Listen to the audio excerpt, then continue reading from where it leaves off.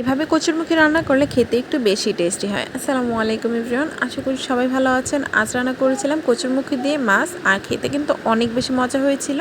এই যে প্রথমে মাছগুলো হলুদ আর লবণ দিয়ে একটু ভালোভাবে মেখে নিয়েছি ভাজার জন্য। আর মাছগুলো কিন্তু আজকে নিয়েছি পাঙ্গাস মাছ।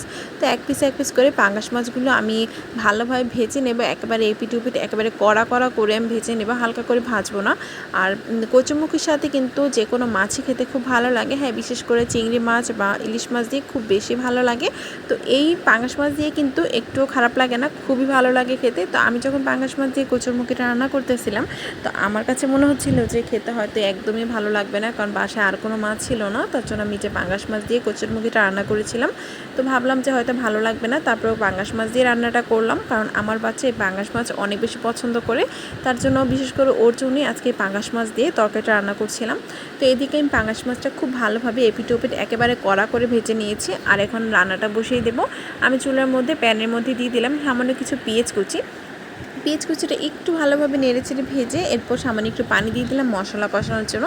দিয়েছি এক একের সব মশলা, হলুদের গুঁড়া, মরিচের গুঁড়া, ধনিয়া গুঁড়া, আর দিয়ে দিয়েছিলাম 1 চামচ পরিমাণ জিরার গুঁড়া। আমার কাছে কেন জানে যে কোনো কচু রান্নার ক্ষেত্রে যদি জিরা গুঁড়াটা দেওয়া না হয় তাহলে ভালো লাগে না। তার জন্য আমি যে কচুরমুখী রান্নার ক্ষেত্রেও আমি 1 চামচ পরিমাণ জিরা গুঁড়া দিয়ে দিয়েছি, কারণ জিরা গুঁড়ার স্মেলটা আমার কাছে খুব বেশি ভালো লাগে। আর হ্যাঁ, এখানে কিন্তু আমি আদা রসুন বাটাও দিয়েছিলাম 1 থেকে 1.5 চামচ পরিমাণ।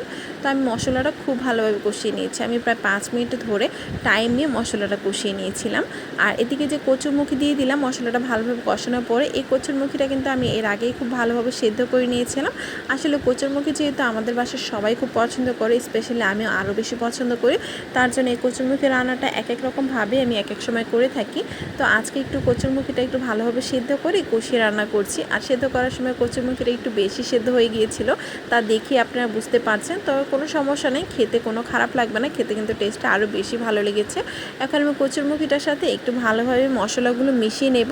তো একটু সময় নিয়ে কচুরমুখীটার সাথে মশলাটা মিশিয়ে আমি প্রায় 2 থেকে 3 মিনিটের মতো একটু কষিয়ে নিয়েছি।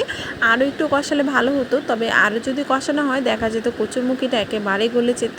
তো ভালোভাবে কষিয়ে আমি দিয়ে দিচ্ছিলাম পানিটা দিয়ে একটু ভালোভাবে নেড়ে চেড়ে নিলাম। আর ঝোলের পানিটা কচুরমুখীর মধ্যে একটু বেশি দিতে হয়, কারণ একটু বেশি যদি কচুরমুখীর মধ্যে ঝোলের পানিটা দেওয়া হয় তাহলে আমার কাছে খুব ভালো লাগে একটু ঝোল কচুরমুখী, তার জন্যই দিয়েছিলাম। তো ভালোভাবে নেড়ে চেড়ে আমি প্রায় 5 মিনিটের মতো একটু ভালোভাবে বলক এনে নিয়েছি।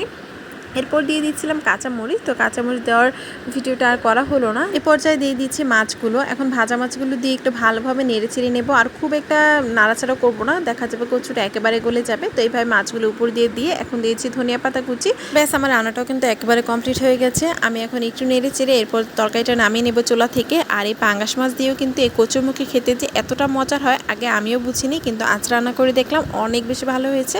আপনারাও চাইলে বাসায় ট্রাই করতে পারেন। আজকের জন্য এই পর্যন্তই। আল্লাহ হাফিজ।